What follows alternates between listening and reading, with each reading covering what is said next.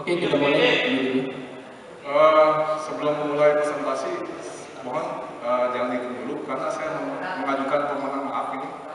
Oke. Nggak dihitung dulu ya? Belum. Saya bukan kampanye dulu nih. Oh, oke. Nggak apa-apa maksudnya ya? Ya, nggak kampanye dulu. Oke.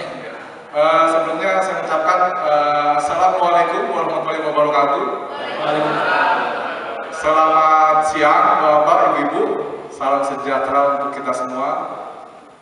Sebelum saya mempresentasikan visi misi saya mengucapkan maaf, 1000 maaf kepada panitia dan steering committee.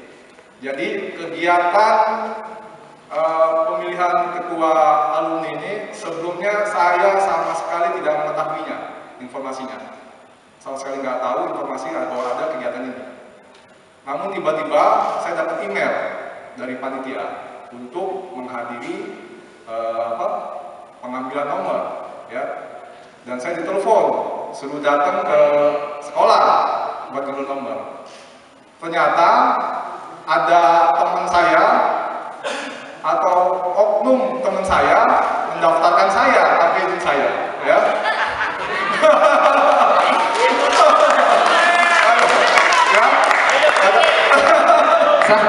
SC sah kan itu. Ya, nah setelah itu udah akhirnya saya marah ke teman-teman saya, siapa yang daftarin saya nih, gitu kan. Lalu alhamdulillah sampai detik ini nggak ada ngaku, jadi masih misteri ilahi istilahnya gitu kan.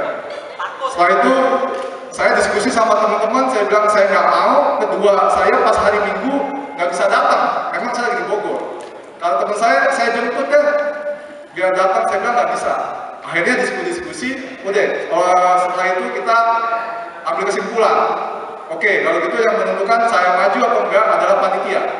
Ya, saya akan bikin email, saya komplain supaya apakah saya bisa nggak sih ikut pemilihan tanpa saya datang. Karena niat saya adalah nggak ikut, jadi emailnya saya buat sedikit arogan, sedikit sombong, sedikit belagu. Kenapa? Karena harapan saya, protes saya itu tidak diterima. Jadinya kalau pas saat pengambilan nomor nggak datang, ya batal. Itu harapan saya. Kenapa emailnya seperti itu? Ternyata panitia menerima protes saya, gitu ya. Akhirnya ya saya ikutin sampai sekarang, gitu ya. Jadi mohon maaf sebelumnya, email saya itu bukan saya yang asli. Karena niat saya adalah supaya protes saya tidak diterima. Kalau nggak datang itu jadi peserta. Itu aja sih ya, Bapak. Ya Pak, mohon maaf. Ketua panitia steering komite, mohon maaf, emailnya seperti itu, gitu ya. Jadi bukan yang asli. Bukan yang asli, ya. Aslinya lebih galak lagi. Ya. Kalau nanti adik ini nanti diangkat jadi ketua, ikhlas ya? Ikhlas Pak. Udah tahu.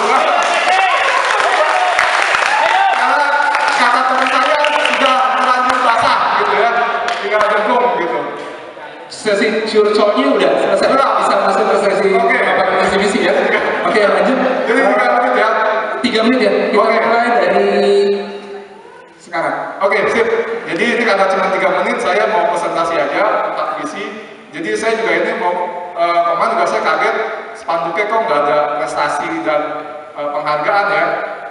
Jadi saya mau langsung aja ke, ini tim saya dari anggota lintas jurusan, lintas tahun ya. Saya di sini pencalonan saya yang duduk mana saja, kasih CV. Jadi yang mencapai teman-teman saya yang bergerak gitu ya. Lalu selanjutnya ini pendidikan saya.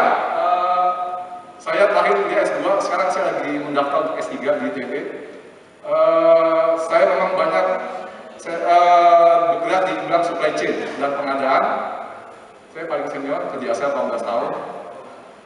Lalu sertifikasi baru 1 dari ITC ya, ITC Swiss. Selanjutnya ini prestasi ini yang mungkin saya perlu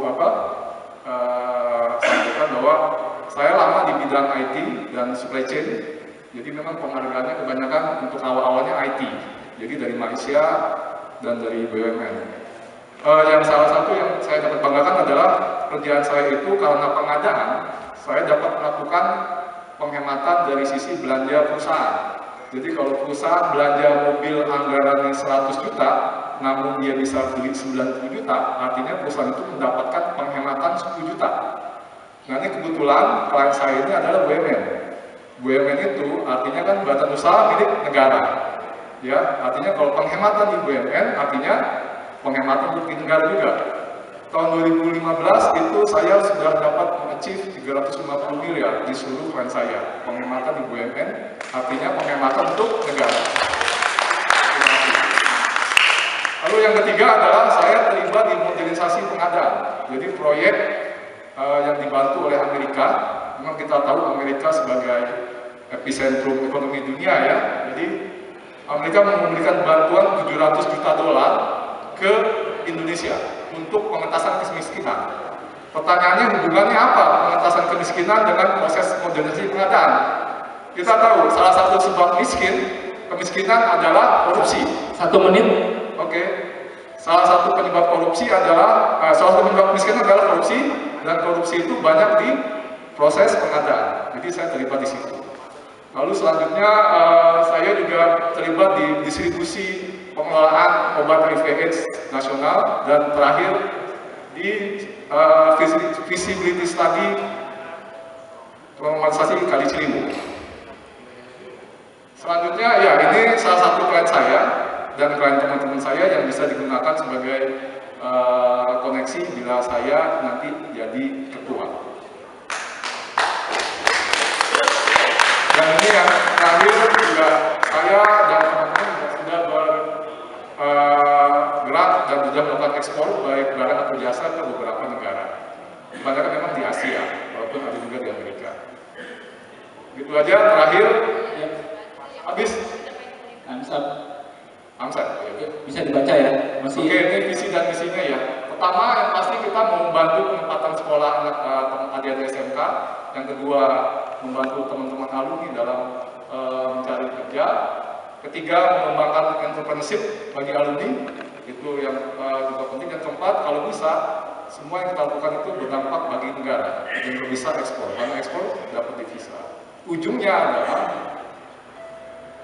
kontribusi nyata untuk sekolah dan negara. Itu aja sih.